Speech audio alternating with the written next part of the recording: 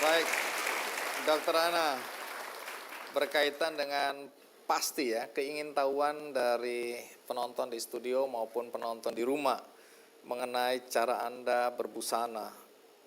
Kalau boleh tahu, sejak kapan Anda memakai cadar? Sejak tahun 2001. Boleh tahu kenapa ketika Anda menentukan untuk memakai cadar? Saya seorang muslimah yang cukup kuat sejak kecil sebenarnya. Lalu kemudian pada waktu itu saya itu ingat mati. Terus saya ingin jadi lebih baik saja pada waktu itu. Sehingga Anda memutuskan untuk memakai cadar ya.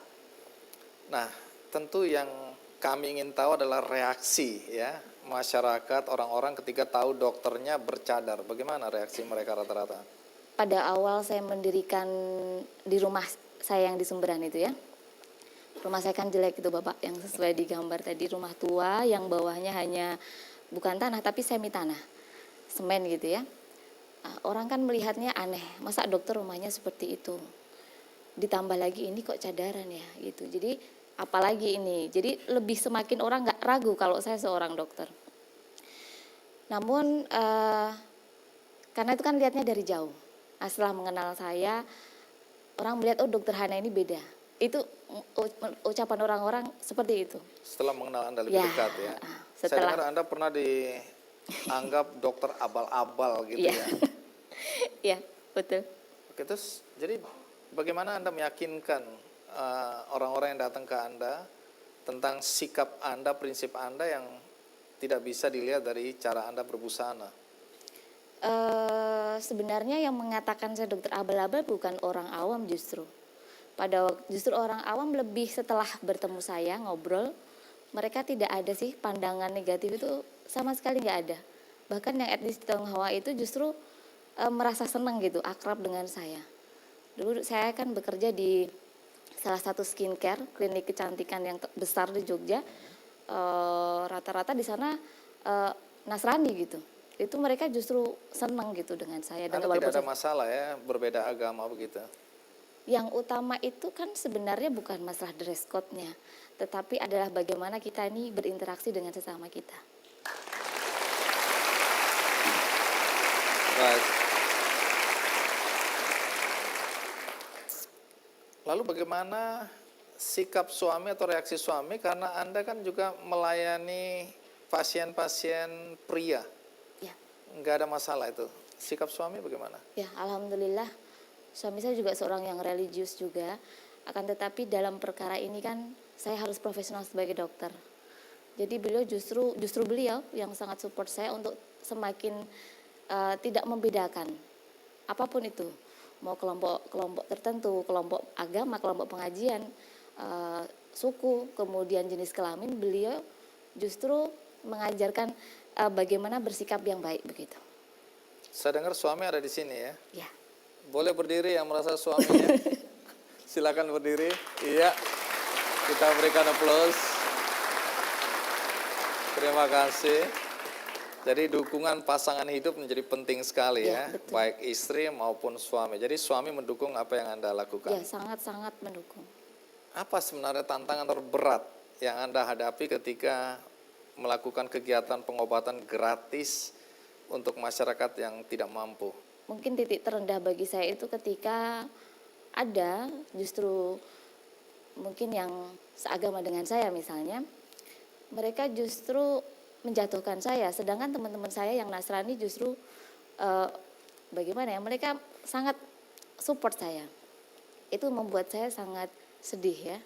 Jadi seringkali ada ucapan, yaitu tadi dokter Hana ini abal-abal, dokter abu-abu, karena saya menerima dipanggil ke semua tempat, mau maksudnya saya membantu baik itu agamanya nggak ada masalah gitu.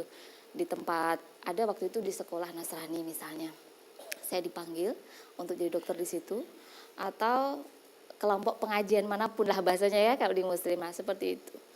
Itu ketika saya dijatuhkan seolah saya bersalah atas apa yang saya lakukan, ya pada waktu itu sempat membuat saya berat. Itu yang paling saya rasakan. Lalu bagaimana Anda menghadapi semua ini? Cara Anda menghadapi semua ini? Pada awalnya dulu saya memang sempat ya sering sedih ya, kepikiran dengan omongan orang gitu kan. Saya mencuat di sosial media, omongan orang tuh banyak gitu, nuduh-nuduh saya gitu.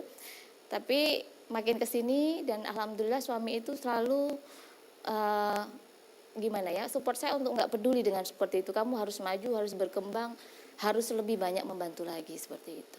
Luar biasa. Nah, yang menarik, saya dengar Anda punya keinginan untuk mewujudkan satu mimpi lagi, yaitu ingin mendirikan rumah singgah bagi para janda. Kenapa sampai harus para janda yang menjadi pikiran Anda? Ya, harusnya kan saya yang mikirin. Ada pengalaman atau ada perhatian apa yang membuat Anda berpikir rumah singgah untuk para janda ini menjadi penting? Jadi kalau dalam Islam itu ketika kita melakukan satu pintu kebaikan, nanti ada banyak pintu-pintu kebaikan lain yang akan terbuka buat kita. Amin. Jadi setelah saya fokus di pengobatan gratis saja, kemudian saya lihat yang namanya orang sakit itu pasti juga nggak punya uang. Kemudian kita buat bungkusan Bapak. Jadi bungkusan itu kita adakan setiap Jumat, bungkusan sembako. Kemudian saya pikir banyak juga yang hadir kepada saya karena saya membuka Bekam Ruqyah Center, jadi konsultasi tentang kadang gangguannya lebih banyak ke psikis. Nah itu yang datang kebanyakan para janda, dicerai suaminya, KDRT dan segala macam. Ada saya dengar bahkan dijual oleh suaminya ya untuk betul. menjadi PSK Ya betul, itu ada di sana dan tidak satu Bapak. Oh, itu yang membuat hati Anda terpanggil ya. Karena mereka bukan konsultasi kesehatan aja, tapi lebih sifatnya lebih pribadi. banyak ya konsultasinya ke arah sana. Ya alhamdulillah saat ini baru dak ya Pak, baru lantai 2 belum jadi, semoga Oh, ini segera. sudah mulai nih. Sudah alhamdulillah. Duitnya dari mana? Sekarang kan saya sudah memiliki klinik kecantikan Bapak dan sudah ada beberapa cabang alhamdulillah. Kalau ada yang mau ikut donasi, dibuka kesempatan atau tidak? Mohon maaf, jadi bukan saya menolak begitu, tapi sejak awal saya berprinsip saya ingin melakukannya sendiri karena khawatir namanya donasi orang akan mengharapkan sesuatu dari donasinya, saya khawatir seperti itu. Atau kalau ada yayasan tertentu atau organisasi maunya saya milik mereka, nah itu saya tidak ingin. Jadi cukup alhamdulillah sampai detik ini saya ditolong Allah untuk dikembangkan usaha saya. Baik, kita doakan ya. Semoga terwujud. Dokter Hana, terima kasih banyak sudah berbagi cerita untuk kami semua di sini. Sama-sama Bapak. Dan berikutnya, kalau kita sudah berbuat baik, itu biasanya kecanduan. Bahkan kalau sehari nggak berbuat baik, ada yang kurang rasanya ya. Itu Anda alami pasti itu ya. Betul. Nah ini juga dialami oleh seorang anak muda bersama teman-temannya tentu di Surabaya. Apa yang mereka lakukan dan siapa mereka?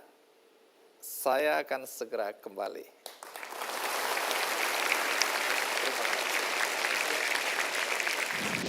Nasi ini isinya apa sih, nasi bungkus ini? Ayam loh. Kan, Ngiler. Enak ya? enak.